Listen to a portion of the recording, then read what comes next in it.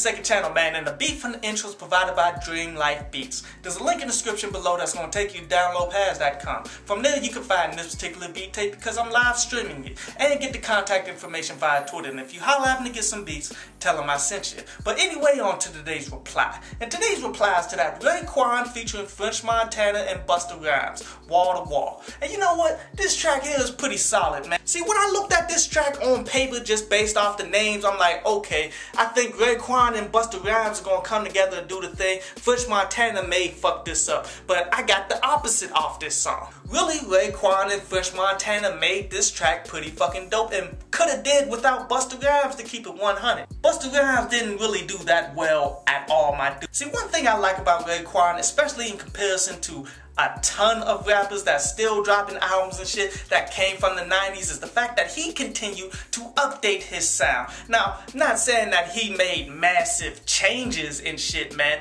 but yet and still his sound is not the exact same from, say, Cuban Links. I mean, he's made subtle changes over the years to the point that anybody who's new to Raekwon and really don't know who he is, they would pick up this song and be like, oh, he's not that bad, especially for this time period that we're in now. A lot of rappers, they don't do that. They try to stay in the 90s and they stay kicking out the same sounding music that they did when they first came out, like that shit is actually going to work. Even with a subpar verse from Busta Rhymes here, I still did enjoy this song, and I recommend people to go ahead and peep this joint on. But anyway, on to Ask, Download, Pass. And DSNCB says about that Zero album, man, is that a bunch of the songs on there, man, were recycled songs. In which I did hear a bunch of them before. I did make reviews of them earlier and such, man, but I didn't know that he recycled them from old albums and shit and threw it on this. Now that fucks up that album for me, man. Instead of it being a 9 with a possibility of 10, I think that drops it down to an 8, honestly. Because I've never been behind that whole Pastor Troy shit, recycling fucking music from albums over and over and over. That really fucks with me. And Alex says that Chief Keef has his own unique style,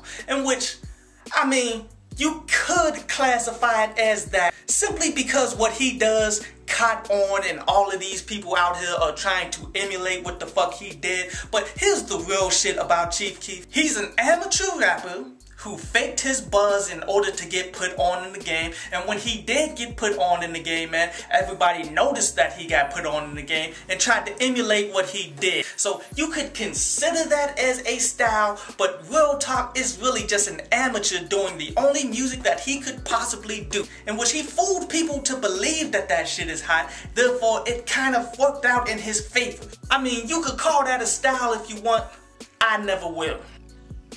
I hope you enjoyed the show. You can follow me at Twitter up there, and you can go to downloadpads.com, that's down there, to read today's article.